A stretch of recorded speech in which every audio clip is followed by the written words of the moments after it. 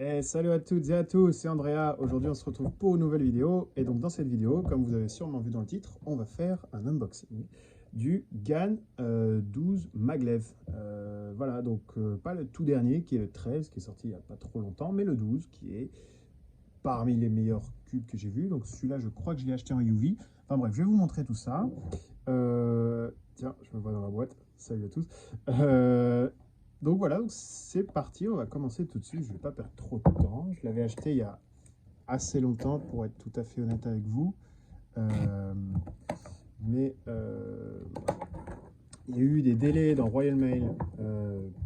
Bref, en gros, il est arrivé environ 2 mois en retard. C'est pas grave. Je l'avais acheté pour la compétition, mais au final, j'ai fait avec le GAN 11M Pro que j'avais depuis longtemps.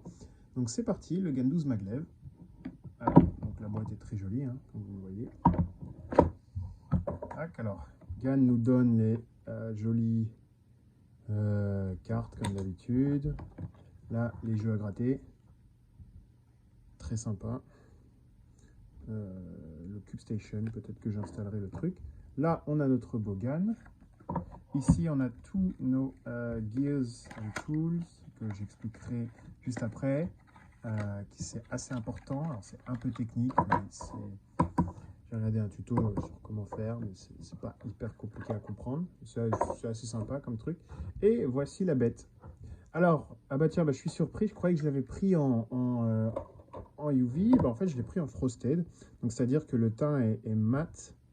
UV, c'est quand ça brille beaucoup. Alors ça, disons, c'est un hybrid entre UV donc ça, c'est plus un UV qu'un frosted. Mais UV, disons, ça brille encore plus. C'est encore plus comme du gloss, quoi. Là ça, c'est frosted. Donc, c'est-à-dire que si on regarde un petit peu les détails de près, qu'on écoute le bruit, il y a une sorte de... C'est mat, en fait. C'est un teint mat. Voilà. Alors, donc, même... il ne faudra pas que je les confonde, d'ailleurs. Même color scheme que mon GAN 11M Pro. La seule différence, c'est qu'à l'intérieur, ils sont blancs maintenant. C'est comme ça que je vais les différencier. Et donc, c'est parti pour le premier turn. Ok, donc il n'est pas lubé. Ok, il est vraiment pas mal pour le coup. Même sans être vraiment lubé, moi je l'aime bien. Alors, il a un feeling qui me rappelle un petit peu mon GAN 11M Pro pour l'instant. Sauf que mon GAN 11M Pro est lubé, lui il n'est pas encore lubé, donc il y a cette différence. Mais je sens qu'il y a plus de fluidité, ça c'est sûr. L'architecture à l'intérieur, alors je vais expliquer tout ça en détail juste après, mais il y a pas mal de différences avec la version d'avant. Et donc, ok, c'est pas mal du tout. Mais en fait, je suis assez content de l'avoir pris en frosted au final, parce que, pour être tout à fait honnête, j'avais essayé à la compétition du week-end dernier le UV, et j'avais trouvé ça assez bof, et puis je trouvais que ça agrippait trop, et en tout cas, j'étais pas habitué, tout simplement parce que je suis habitué à un frosted sur mon cube d'avant. En tout cas, je suis assez content. Donc, on va faire comme une sorte de review rapide. C'est un cube qui est, parmi toutes les métriques, cher. Celui-là, bon, il m'a coûté 60 sur Speed Cube Shop UK. Si tu veux l'acheter sur Amazon, il va te coûter 87. Si tu veux l'acheter pré-prépared, que ce soit par GAN ou avec le lube qui va avec, ou par Engström, s'ils font encore ça, ça va te coûter genre 90 voire 100. Et là, je parle en livres, hein. Donc en euros, sur Amazon, ça va être du 90. Et sur je sais pas, Atocube par exemple, s'ils le vendent, ça va vous coûter. C'est pas un cube qui est donné, ça va être dans les au-dessus de 60 ou 50 dans tous les cas. La question de est-ce que ça vaut le coup? Alors, il y en a qui vont vous dire oui, d'autres qui vont vous dire non. C'est comme les iPhones. Les iPhones, c'est plus cher que les Android, mais il y en a qui disent que ça vaut le coup. C'est comme les Mac et les PC. Moi, j'aime beaucoup. C'est avec ces cubes-là que j'ai mes meilleurs temps et mes meilleures moyennes. Et donc, ben, tout simplement, ben, je mets le prix et tant pis, quoi. Il y a des choses propres à Gone qui fait que voilà, c'est cher ou en tout cas qui se permettent de pricer ça. C'est des cubes qui sont utilisés par beaucoup d'experts. Je sais que Félix utilise le GAN 12 maglev. Il a peut-être même switché au GAN 13 maglev. Et voilà, de manière générale, ce sont des cubes absolument excellents. Je tiens quand même à préciser que si vous avez un niveau qui est, disons, pas sub 20, vous n'allez pas vraiment voir une différence gigantesque entre ils ont un Moyu World Record M2 et un GAN, les tout derniers flagship GAN. C'est quelque chose qui va surtout se distinguer avec votre style de cubing. Et puis, je sais que Juliette n'aime pas les GAN, par exemple. Je sais que Félix aime bien, je sais que moi j'aime bien, je sais qu'Alexandre aime bien. C'est voilà, des choses qui dépendent de vous. Et donc, il faut les essayer. Et le meilleur moyen de les essayer, c'est d'aller à des compétitions. Et maintenant, il y a beaucoup de stands en compétition qui, qui permettent d'essayer les cubes avant de les acheter.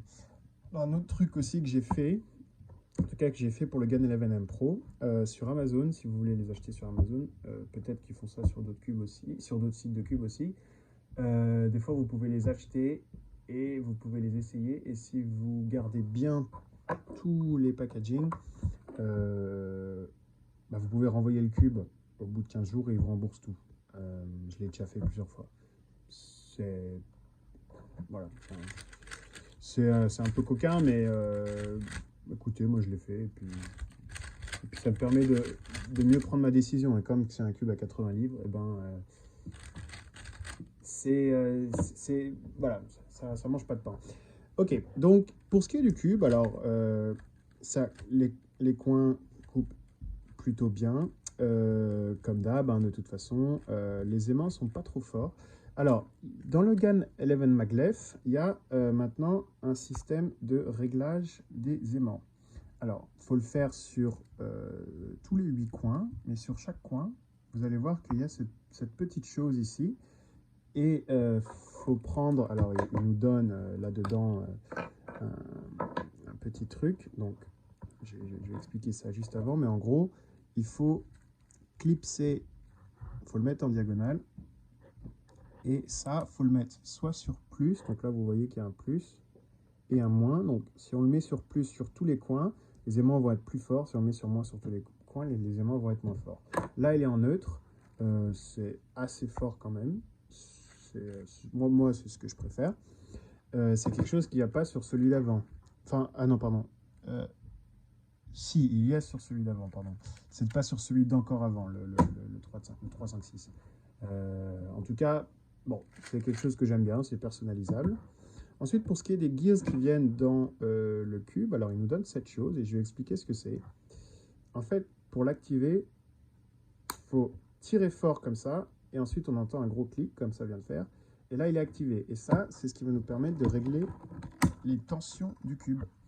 Voilà, donc pour le maglev, on peut serrer seulement les tensions du cube. On ne peut pas serrer à quel point... en fait, il y a la version au-dessus du maglev, enfin non, pas au-dessus, mais ils ont une autre version du maglev, et la seule différence, c'est qu'on peut également régler les ressorts. Il y en a certains, très peu, qui sont très peu de gens qui disons, on a quelque chose à faire de la tension des ressorts, mais en tout cas, le plus important, c'est de pouvoir voir si le cube est serré ou pas, et on peut le faire sur le maglev de manière très précise. C'est-à-dire que c'est totalement fini l'époque des vis à l'intérieur où on prenait un tournevis et on vissait comme ça. Là, vous avez une sorte voilà, d'horloge de 1 à 6 et vous avez une sorte de petit curseur. Voilà, je vais essayer de prendre l'autofocus. Un petit curseur ici, également ici, qui va pointer sur un chiffre, qui va donc de 1 à 6. 6 étant le plus desserré et 1 étant le plus serré. Voilà. Si vous voulez le desserrer un petit peu ou le resserrer, faut juste bouger un tout petit peu. Voilà, donc là j'ai trop bougé, donc je suis reparti à 0, je suis reparti à 6. Bon, c'est pas très grave. Et ça permet de régler les tensions de manière précise. Après, il faut le faire sur chaque center caps, hein, bien sûr.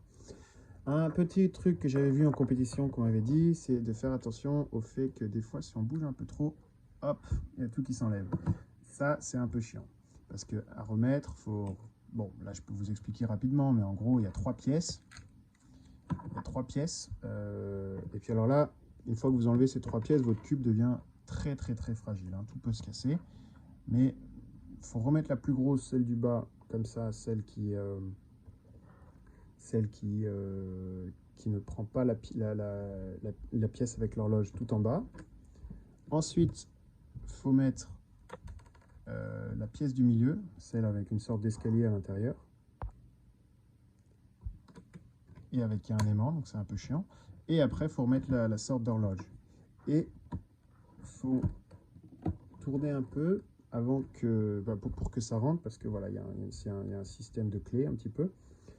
Et une fois que c'est refait, là, le truc se remet, et puis là, vous pouvez le reconstruire. Mais quand vous allez le régler, ça va vous arriver souvent, ça, que le truc se déboîte.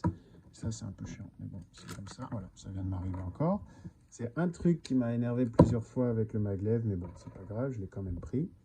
Mais bon, une fois qu'on sait le reconstruire, la première fois que ça m'est arrivé, j'ai un peu paniqué. Mais une fois qu'on sait le refaire, c'est pas très grave. Voilà. Bon. On est toujours sur 5, c'est pas grave. Je le remettrai à 2 tout à l'heure. Moi, je les mets sur 2 parce que j'aime bien sur 2. Voilà, on va faire quelques solves.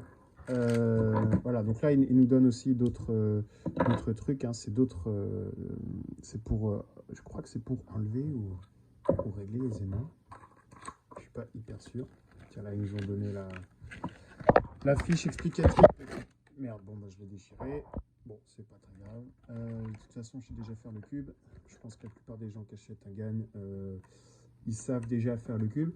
Bon, il nous explique comment faire le cube. Et puis après, là, il nous explique comment gérer les axes. Ah oui, alors ça, non, ça, c'est l'ancienne méthode. Donc, ça s'applique pas vraiment. Ça, c'est à l'époque des GES. Donc on s'en fiche un peu. Ils n'ont pas vraiment adapté les fiches. C'est pas grave.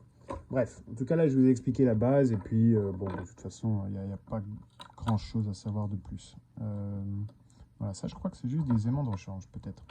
Bref, je vous confirmerai ça, peut-être que je ferai une review. On va faire quelques solves, tiens, juste pour le fun. Étant donné que c'est un peu la même classe de cube que mon GAN 11M Pro, peut-être que je vais m'habituer assez vite. Je sais pas si ça va devenir mon main, hein. De toute façon, si ça l'est pas, je le revendrai peut-être.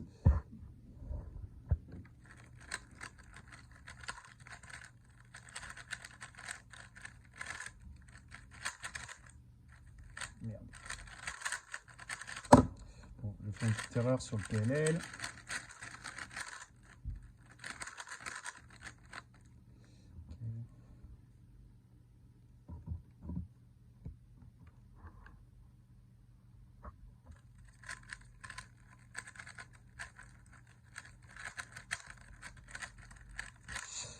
Ah, il glisse quand même un peu, hein. Ouais, bon. Ouais, il glisse des doigts. En tout cas, peut-être qu'en fait, il était déjà lubé. C'est juste qu'il n'avait pas été tourné depuis des années, enfin depuis des mois. Non, je crois que maintenant, il est très différent que quand je l'ai tourné pour la première fois. Je crois, je retire ce que j'ai dit, il a été lubé. Hein. C'est même à peu près sûr.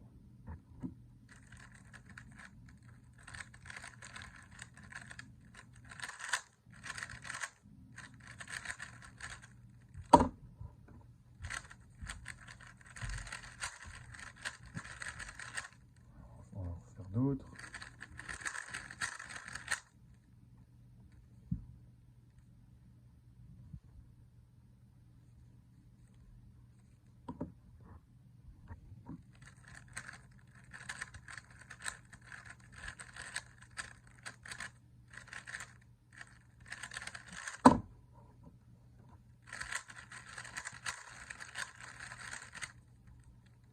Ouais, bah écoutez, c'est pas trop mal, hein. Pour l'instant, je vois pas une différence extrême entre...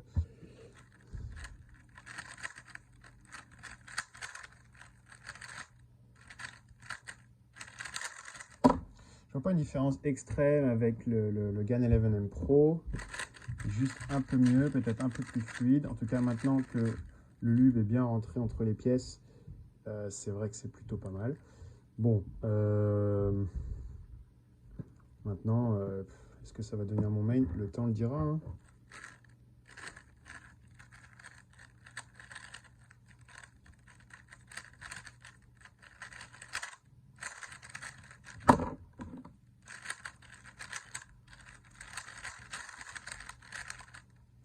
Allez, on va faire un petit dernier.